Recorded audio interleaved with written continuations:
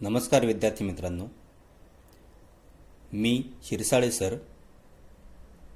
आज आपण इयत्ता 10वी विज्ञान व तंत्रज्ञान भाग 2 यामधील प्रकरण क्रमांक 4 पर्यावरणीय व्यवस्थापन यातील राहिलेला जो भाग आहे तो आपण आज घेणार आहोत. आपण या अगोदर या प्रकरणामध्ये पर्यावरणीय संदर्भातली माहिती, त्यामध्ये मग तो पर्यावरण संवर्धन असेल, प्रदूषणाचा भाग असेल, त्यानंतर जैवविविधता आहे, त्यानंतर पर्यावरणीय व्यवस्थापन हे कसं केलं जातं आणि पर्यावरणासंदर्भात मानवाची किंवा समाजाची काय भूमिका आहे या संबंधीची बरीचशी माहिती ही आपण घेतलेली आहे.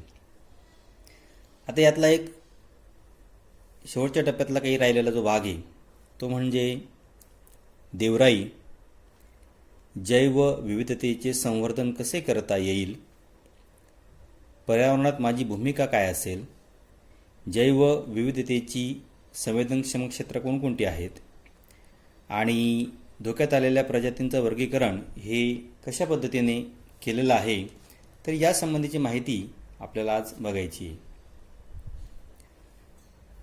बघा, आपण देवराईचा थोडासा भाग आपण याच्या अगोदर पण बघितला होता. आपल्या पुस्तकामध्ये हे कोणत्या ठिकाणी दिलेलं आहे त्या प्रकरणामधील पान नंबर पण दिलेले आहेत. पान नंबर 43 वरचा हा जो भाग आहे की देवराईच्या संदर्भातली काही माहिती दिलेली आहे की त्यामध्ये असं सांगितलेलं आहे की देवाच्या नावाने राखलेलं व पवित्र समजलं जाणारं वन म्हणजे देवराई. आता यामध्ये बघा, हा जो जंगलाचा भाग किंवा वनाचा भाग जो असतो हा सरकारच्या मार्फत किंवा सरकारचे जे वन खातं असतं त्यांच्या मार्फत सांभाळलेला नसून तो समाजाने सांभाळलेला असतो. त्या ठिकाणी असणारे जे परिसरातले राहणारे गावातली जे व्यक्ती असतात त्यांच्यामार्फत, समाजामार्फत तो सांभाळलेला असतो. त्याला एक अभयारण्यच आपण असं म्हणू, कारण देवाच्या नावाने राखला गेलेला जर भाग असेल तर त्या ठिकाणी त्याला एक संरक्षणाचं कवच मिळतं आणि त्या भागामध्ये कुठल्याही प्रकारची जंगलतोड, वृक्षतोड ही होत नाही किंवा त्या ठिकाणी असणारे प्राणी, पक्षी यांना एक प्रकारचं संरक्षण मिळतं, कारण त्या ठिकाणी त्याचं देखरेख ही त्या भागात किंवा परिसरात राहत असणारे जे गावातले लोक असतात त्यांच्यामार्फत ते होत असतं. भारतामध्ये जर का विचार केला तर जवळजवळ 13,000 पेक्षा जास्त देवराया याची नोंद झालेली आहे. त्याच्यापेक्षा पण जास्त आहे त्या. महाराष्ट्रामध्ये जर का विचार केला तर महाराष्ट्रातही अनेक भागामध्ये या देवराया आहेत. रायगड जिल्ह्यामध्ये, रोहा तालुक्यामध्ये अनेक प्रकारचे देवराया आहेत. त्यानंतर ठाणे जिल्हा जो आहे तिथलं जव्हार तालुका जो आहे त्यामध्ये सुद्धा अशा प्रकारचे देवराया आहेत. तर देवराई म्हणजे हे त्या भागामध्ये असणारे, जे गावामध्ये असणारे जे समाज, जो राहणारे जे लोक असतात त्या गावानुसार ती थोडी वेगळी असते. कारण काही भागांमध्ये देवराई म्हणजे काय तर जवळचा त्यांचा एक नैसर्गिक साधन संपत्तीचा एक स्रोत असतो. त्या ठिकाणाहून त्यांना त्यांच्या जगण्यासाठीचा जो काही आवश्यक असणारा जो काही भाग आहे तो त्या ठिकाणून त्यांना मिळत असतो आणि म्हणून तो त्याचा सांभाळ करत असतात. म्हणजे रायगड जिल्ह्यामध्ये रोहा तालुक्यामध्ये जे देवराई आहे हा त्यातला एक भाग आपण सांगू शकतो. तर काही भागामध्ये काय असतं तर नैसर्गिक घटक जे असतात त्या घटकांची पूजा त्या ठिकाणी केली जाते किंवा जंगलातलं काही घटक हे भीतीपोटी सुद्धा देवराया म्हणून राखले गेलेले आहेत की ज्याच्यामुळे त्या ठिकाणची तो जो वनाचा किंवा जंगलाचा जो भाग असतो तो सुरक्षित राहत असतो आणि त्या ठिकाणी त्याचं त्या लोकांच्या मार्फत, त्या गावकऱ्यांच्या मार्फत त्याची राखण केली जात असते. आणि याचा संबंध हा देवराईचा संबंध हा जैवविविधतेशी सुद्धा आहे. कारण अशी अनेक प्रकारची जंगल आहेत की त्या ठिकाणी असणारी जैवविविधता ही संपुष्टात आलेली आहे. अनेक प्रकारचे सजीव, वनस्पती, प्राणी, पक्षी हे नामशेष होण्याच्या मार्गावर आहेत. कारण अधिक प्रकार जंगलतोड झाल्यामुळे त्या ठिकाणी हे आपल्याला अनुभवास मिळतो. परंतु देवराईचा जर का विचार केला तर यामध्ये अनेक प्रकारचे जे दुर्मिळ झाडं असतात, मोठमोठे वेल असतात, पक्षी असतात, कीटक असतात, काही फुलपाखरं असतात, सरपटणारे प्राणी असतात, असे जे बहुसंख्य आहेत त्यांचं संरक्षण थोडक्यात त्या ठिकाणी होत असतं. आणि म्हणून देवराई हा एक महत्त्वाचा भाग या पर्यावरणीय व्यवस्थापनाच्या संदर्भामध्ये आपल्याला सांगता येईल. त्याचप्रमाणे औषधी वनस्पतींचा जर का विचार केला तर देवरायांमध्ये अनेक प्रकारच्या औषधी वनस्पतींचं एक मोठं भांडार हे आपल्याला सांगता येईल. अनेक प्रकारचे वेल असतात त्या ठिकाणी, अनेक प्रकारच्या वनस्पती असतात की ज्या औषधी वनस्पती म्हणून वापरल्या जातात. त्याचप्रमाणे अनेक प्रकारचे सरपटणारे प्राणी असतील, कीटक असतील, तर हे सर्व त्या ठिकाणी देवराईमध्ये सापडतात. कोल्हापूर जिल्ह्यामधले असणारी देवराई जी आहे त्या ठिकाणी सुद्धा काही पालींच्या ज्या जाती आहेत, पालींच्या जाती, त्यांचा सुद्धा शोध त्या ठिकाणी लागलेला आहे. तर अशा अनेक प्रकारची माहिती आपल्याला या देवराया संदर्भात सांगता येईल की जी आपल्या पर्यावरणीय दृष्टिकोनातून जर का विचार केला तर त्याचं अनेक प्रकारचं महत्त्व आपल्याला हे दिसून येतं. त्यानंतर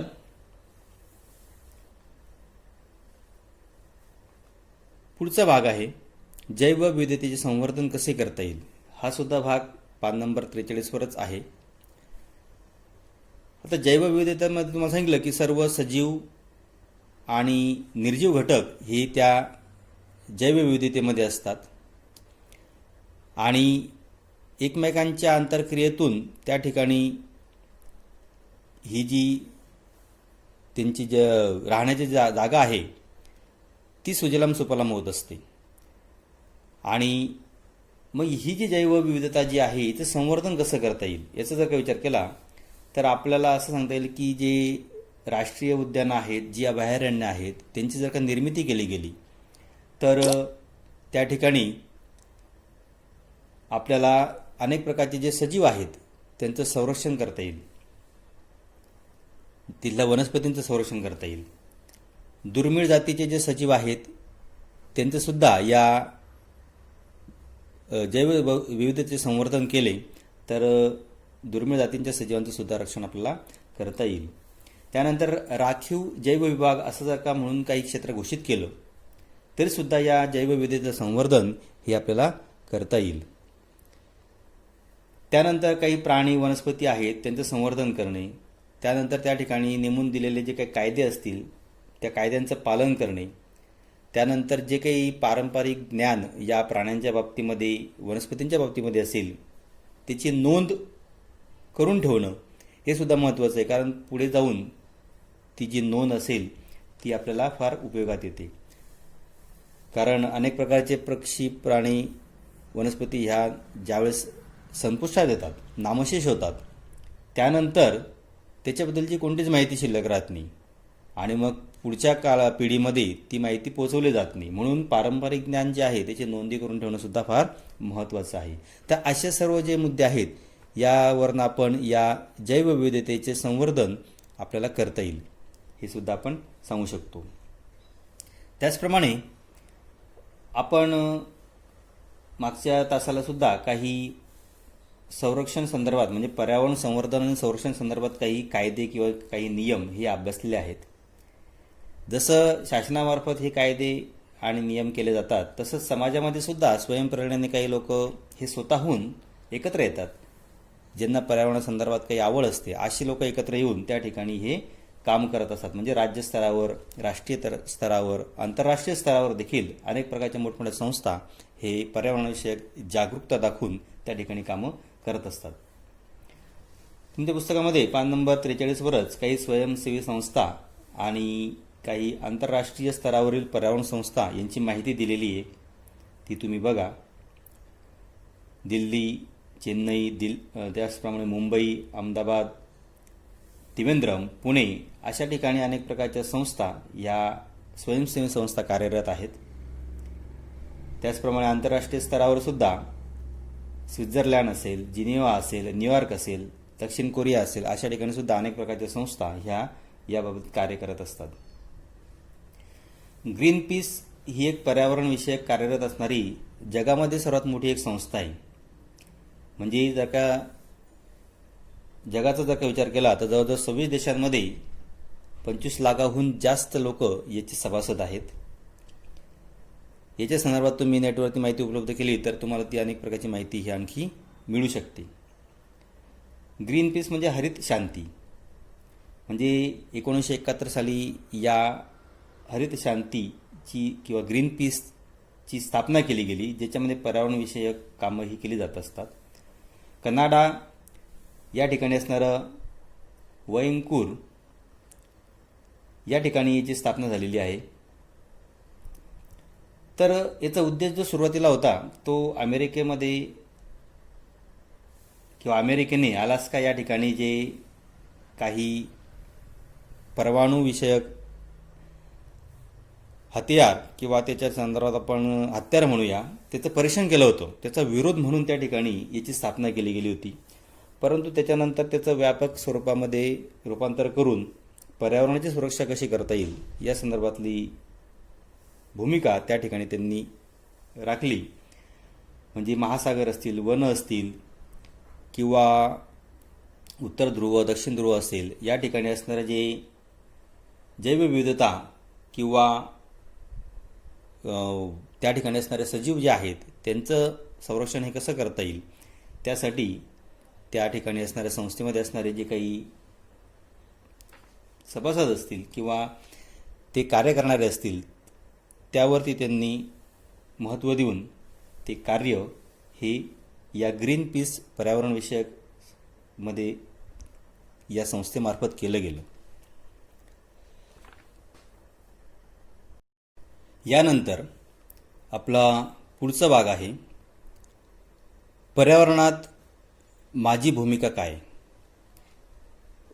माझी भूमिका म्हणजे आपण या बाबतीमध्ये काय करू शकतो. कारण प्रत्येकजण याचा जर का विचार केला तर प्रत्येकजण म्हणतो की माझ्या एकट्यामुळे काय होणार आहे, म्हणून तो त्याच्याकडे दुर्लक्ष करतो. परंतु प्रत्येकाने जर का विचार केला तर आपण पर्यावरणाचं संरक्षण हे चांगल्या पद्धतीने करू शकतो. मग आता हा जो मुद्दा आहे हा आपला पान नंबर 44 आहे. मग पर्यावरणात माझी भूमिका यामध्ये ते पर्यावरण हे टिकवणं कसं आहे त्याच्यामध्ये आपल्याला 6 मुद्दे सांगता येतील की आपण त्या संदर्भात काय विचार करू शकतो. म्हणजे टिकवणे, त्याचं नियंत्रण, निर्मिती, जतन, प्रतिबंध आणि प्रसार या संबंधीचे 6 मुद्दे आहेत की ज्यामध्ये आपण आपली भूमिका या संदर्भात आपण काय करू शकतो. कारण पर्यावरण संवर्धन करण्यासाठी वेगवेगळ्या पातळ्यांवरती हे प्रयत्न केले जात असतात आणि त्यानुसार ते प्रयत्न करण्याचे जे भूमिका आहेत ती ठरत असते. आणि म्हणून काही ह्या ज्या 6 प्रकारच्या ज्या भूमिका दिलेल्या आहेत त्यापैकी तुम्हाला कोणती भूमिका ही पार करायला आवडेल असा एक प्रश्न विचारलेला आहे. म्हणजे तो तुम्हाला स्वतःला प्रश्न विचारलेला आहे. मग आता पर्यावरणामध्ये जर का टिकवणे याचा जर का विचार केला तर उपलब्ध साधनसंपत्ती टिकवून ठेवणं हा एक भाग येतो.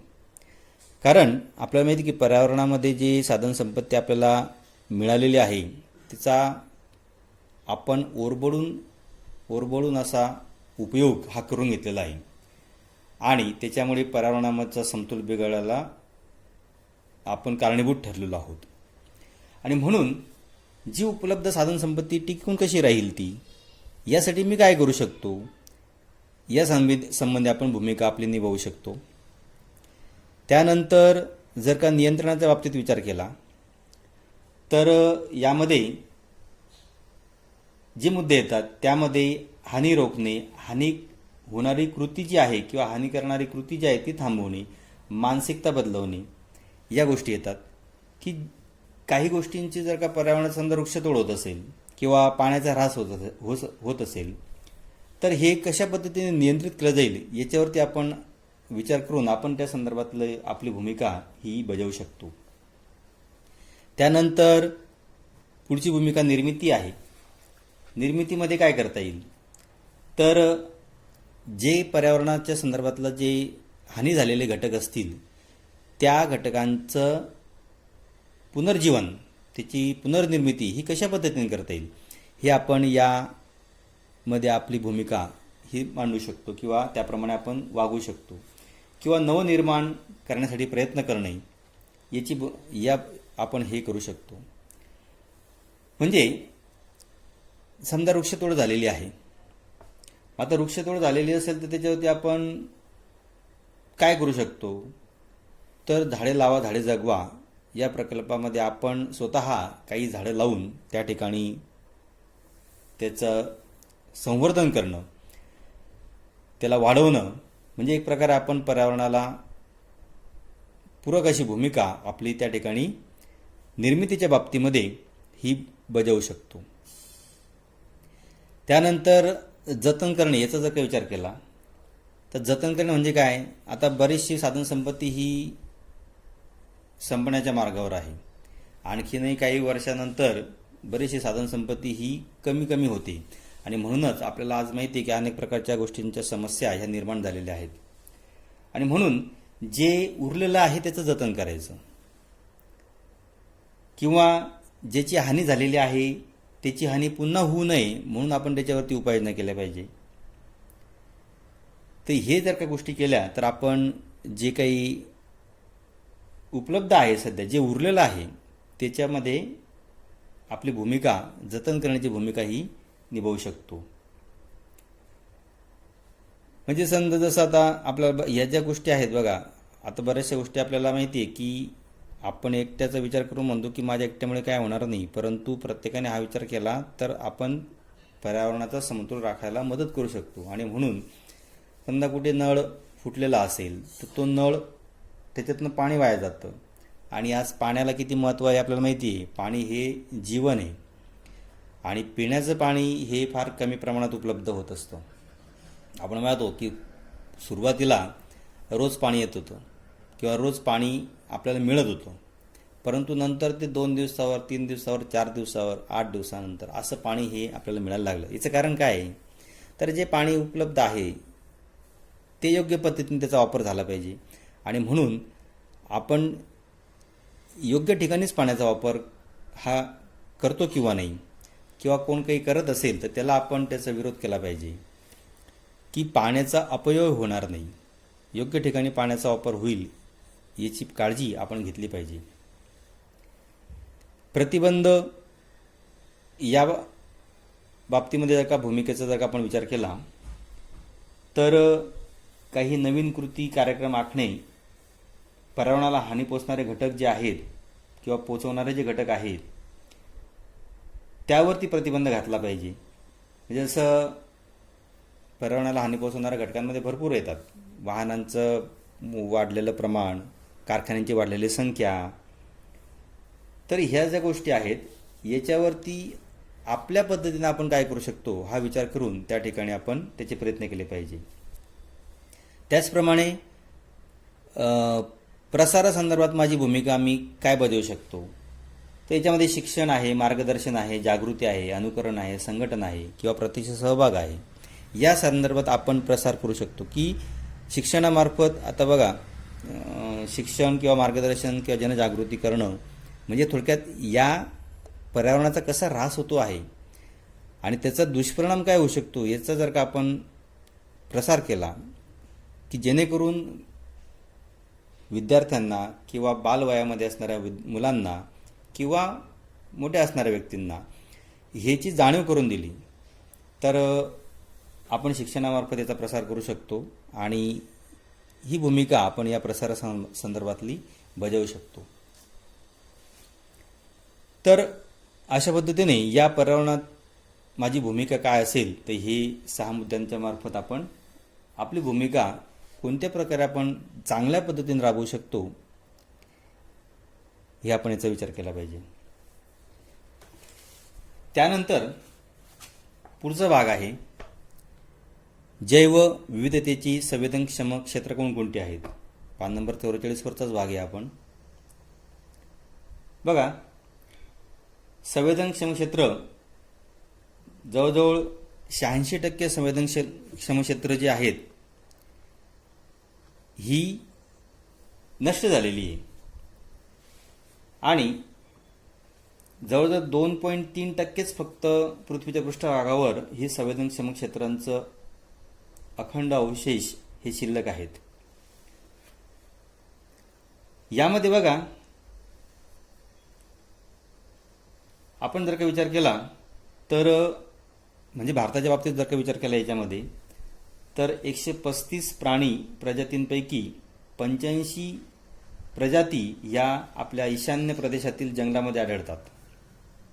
त्यानंतर पश्चिम घाट जो आहे त्या भागामध्ये पश्चिम घाटाचा जो भाग म्हणजे थोडक्यात गुजरात, महाराष्ट्र, गोवा, कर्नाटक, तामिळनाडू, केरळ हा जो भाग येतो, यामध्ये जवळजवळ 1500 म्हणजे 1500हून अधिक त्या प्रदेशानुसार वनस्पतींच्या प्रजाती ह्या आढळून येत असतात. आणि मग यामध्ये या जगामध्ये जर का विचार केला तर आणखी या जैवविविधतेची संवेदनक्षम क्षेत्र कोणकोणती आहेत, कुठे आहेत, याविषयी अधिक प्रकारची माहिती आपण मिळवू शकतो आणि नेटच्या माध्यमातून ही माहिती आपल्याला मिळवता येते. मग धोक्यात आलेले देशातले जर का वारसा स्थळं जर का विचार केला तर त्यामध्ये पश्चिम घाट जो आहे भारतातला, पश्चिम घाट की या भागामध्ये म्हणजे गुजरात, महाराष्ट्र, गोवा, कर्नाटक, तामिळनाडू, केरळ या 5 राज्यांमध्ये जवळजवळ काही प्रजाती ज्या आहेत त्यांना धोका निर्माण झालेला आहे. म्हणजे त्या ठिकाणी या भागामध्ये काय झालं तर खाण उद्योग याची सुरुवात झाली.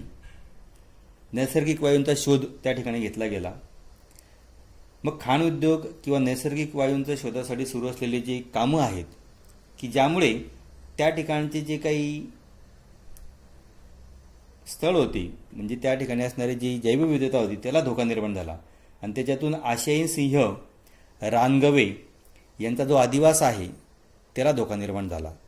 मग जर का अशा पद्धतीने हे धोका निर्माण झाला तर तिथला जो प्राणी आहे राहणारा, तिथल्या वनस्पती आहेत त्या जाती हळूहळू संपुष्टात येतात. त्याचप्रमाणे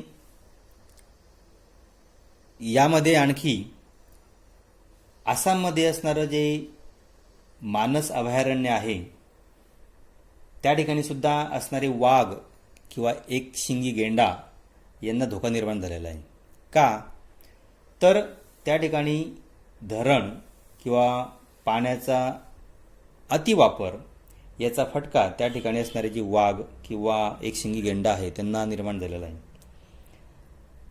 म्हणजे याप्रमाणे काही मानवकृती ज्या आहेत त्याच्यातून या क्षेत्रांना फार मोठा धोका निर्माण झालेला आहे आणि त्याच्यातून अनेक प्रजाती आज ह्या संपुष्टात येण्याचा धोका निर्माण झालेला आहे. त्याचप्रमाणे पश्चिम बंगालमध्ये म्हणजे हे जे आहेत या भागामध्ये पुन्हा पश्चिम बंगालमधील सुंदरबन अभयारण्य जे आहे ते वाघांसाठी राखीव आहे. परंतु त्या ठिकाणी सुद्धा अनेक प्रकारची वृक्षतोड झाली. धरणाची निर्मिती होत असताना फार मोठा भाग त्या ठिकाणी वापरला जातो. त्यानंतर तिथे असणारं जे काही तलाव असतील, नदी असतील, तिथे मासेमारी किंवा त्या ठिकाणी खोदलेले चर असतील की ज्यामुळे तेथे राहत असणारे किंवा वाढणारे जे आहेत वाघ त्यांना धोका निर्माण झालेला आहे. आणि त्या म्हणजे कारण हे जे सुंदरबन अभयारण्य आहे हे वाघांसाठी राखीव आहे, परंतु वेगवेगळ्या कारणामुळे त्यांचेसुद्धा त्या ठिकाणी जैवविविधतेच्या दृष्टीने विचार केला तर त्यांचा जो अधिवास आहे तो धोक्यात आलेला आहे. मग आता यामध्ये धोक्यात आलेल्या प्रजातींचं वर्गीकरण हे कसं केलं गेलेलं आहे आता हा भाग पान नंबर 45 वर आहे. आता बघा, एक प्रश्न विचारलेला आहे की भारतातील नामशेष झालेल्या प्राण्यांची व पक्ष्यांची नावे मिळवा. आता बघा, अनेक प्रकारचे प्राणी आणि पक्षी यांचं अस्तित्व हे धोक्यात आलेलं आहे. त्यामध्ये उभयचरच्या जवळजवळ 18 प्रजाती आहेत. मासे जे आहे 14 प्रकारचे आहेत. सस्तन प्राणी हे 10 प्रकारचे आहेत की जे दुर्मिळ झालेले आहेत. त्याचप्रमाणे माळढोक हे जे आहेत, त्यानंतर सायबेरियन क्राउच, त्यानंतर टिटवी यासारखे पक्षीसुद्धा अति दुर्मिळ होत चाललेले आहेत. म्हणजे त्यांच्या जाती ह्या नामशेष होण्याच्या मार्गावर आहेत. त्यानंतर महासीर मासा आहे, जलचर झिंगे आहेत, बहिरी ससाणा आहे.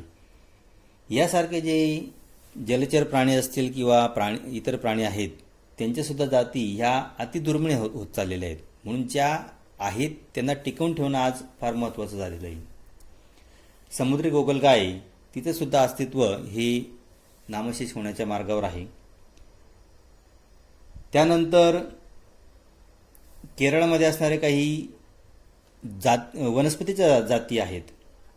त्यामध्ये कोकणी दुधी यासारखे जे काही वनस्पती आहेत त्या संपण्याच्या मार्गावर आहेत आणि त्यांची आवश्यकता आहे. कारण अनेक प्रकारच्या औषधी वनस्पती असतात, त्या नामशेष होण्याच्या मार्गावर आहेत. तर भारतामध्ये अनेक प्रकारचे पक्षी, प्राणी, वनस्पती या देखील नामशेष होण्याच्या मार्गावर आहेत की ज्यामुळे त्यांचं अस्तित्व टिकवून ठेवणं हे आज आपलं आद्य कर्तव्य ठरलेलं आहे. अन्यथा पर्यावरणावरती फार मोठा परिणाम हा होईल आणि एकंदरीत पर्यावरणावरती परिणाम झाला तर त्या ठिकाणी राहणारे जे सर्व सजीव आहेत, मग त्याच्यामध्ये मानवसुद्धा येतो आणि यांच्या जातीलाच धोका निर्माण होऊ शकतो. यानंतर धोक्यात आलेल्या प्रजातींचं वर्गीकरण हे या 4 प्रकारे केलेलं आहे. 1. संकटग्रस्त प्रजाती, 2. दुर्मिळ प्रजाती, त्यानंतर 3. संवेदनशील प्रजाती आणि 4. अनिश्चित प्रजाती.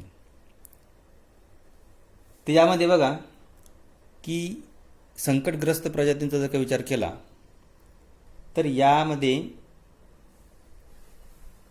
या प्रजातींची संख्या फार कमी आहे किंवा कमी उरलेली आहे. त्यानंतर त्यांचा जो अधिवास आहे तो सुद्धा अतिशय कमी प्रमाणात राहिलेला शिल्लक आहे.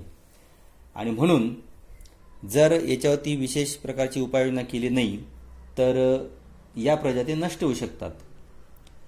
उदाहरणार्थ त्या ठिकाणी बघा, लायन टेल्ड वानर याची जी प्रजाती आहे ती नष्ट होऊ शकते. कारण मुळातच त्यांचं अस्तित्व कमी राहिलेलं आहे, प्रमाण कमी झालेलं आहे. त्यानंतर तणमोर आहे, यासारखे जे प्राणी आहेत ह्या प्रजाती ह्या नामशेष होण्याच्या मार्गावर आहेत. म्हणून या संकटग्रस्त प्रजातींमध्ये त्यांचं वर्गीकरण केलेलं आहे. म्हणजे ह्या धोक्यात आलेल्या प्रजाती आहेत की या लायन टेल वानर, तणमोर यासारख्या प्रजाती ह्या नष्ट होऊ शकतात. म्हणजे पुन्हा त्या दिसणार नाहीत.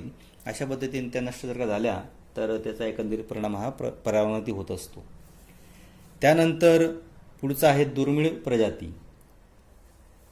त्यामध्ये बघा, कस्तुरी मृग किंवा रेनपांडा यासारखी आपल्याला उदाहरणं सांगता येईल की यामध्ये प्रजातींची संख्या ही कमी आहे किंवा कमी झालेली आहे. आणि यामध्ये म्हणजे रेनपांडा असेल, कस्तुरी मृग असेल, तर ह्या दुर्मिळ प्रजातींमध्ये यांचं वर्गीकरण हे केलेलं आहे. यांचं सुद्धा अस्तित्व धोक्यात आलेलं आहे. त्यानंतर संवेदनशील प्रजाती आहेत. या प्रजातींची संख्या सुद्धा अतिशय कमी झालेली आहे. उदाहरणार्थ पट्टेरी वाघ किंवा गीरचा सिंह याचं एक उदाहरण आपल्याला सांगता येईल. कारण यांच्यामध्ये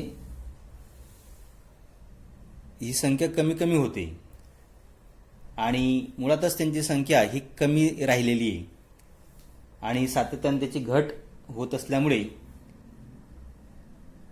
यांचं अस्तित्व धोक्यात आलेलं आहे आणि म्हणून यांना संवेदनशील प्रजाती यामध्ये त्यांचं वर्गीकरण हे केलेलं आहे. त्यानंतर अनिश्चित प्रजाती याचा जर का विचार केला वर्गीकरणाच्या बाबतीमध्ये, तर त्यांचं अस्तित्व हे धोक्यात आल्यासारखं आपल्याला वाटतं.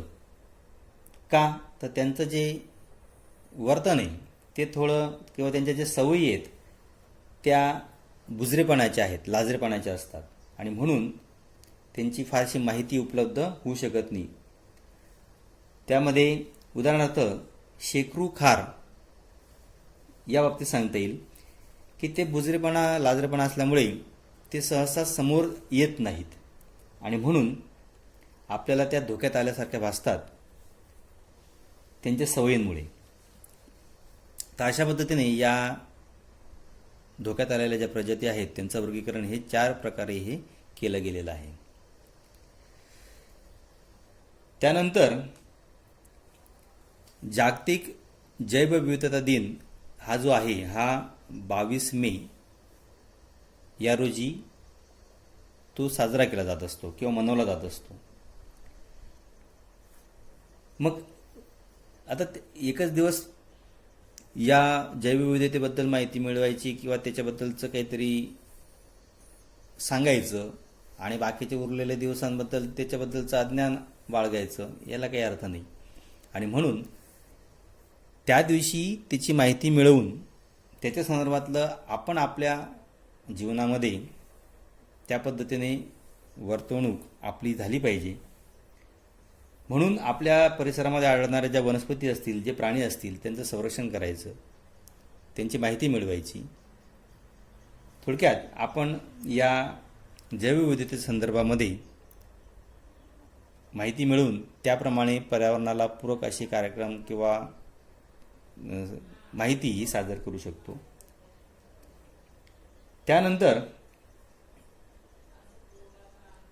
काही माहिती आपल्याला दिलेली आहे. शेवटी पर्यावरणासंदर्भात काही घोषवाक्य आहेत, ती तुम्ही वाचून घ्या. अशा पद्धतीने आपल्याला या 4थ्या प्रकरणामध्ये म्हणजे पर्यावरण व्यवस्थापनाच्या बाबतीमध्ये ही माहिती सांगता येईल. तर पर्यावरणाची जनजागृती व्हावी आणि विद्यार्थ्यांच्या दृष्टिकोनातून जर का विचार केला तर विद्यार्थ्यांना मिळालेली जी माहिती असेल ती त्यांनी कायमस्वरूपी जर का लक्षात ठेवली तर तो त्याचं जी वर्तणूक आहे, जी वागणूक आहे ती त्या पद्धतीने करू शकतो. मग तो पाणी त्याचा अपव्यय होणार नाही किंवा वाहनांचा अतिरेक वापर स्वतः तो करणार नाही. शक्य असेल त्या ठिकाणी पायी फिरणं, पाणी पिण्यासाठी जरी घ्यायचं असेल तरी शक्य तेवढंच पाणी घ्यायचं.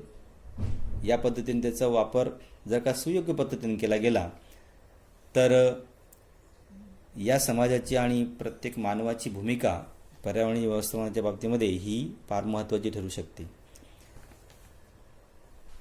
यामधला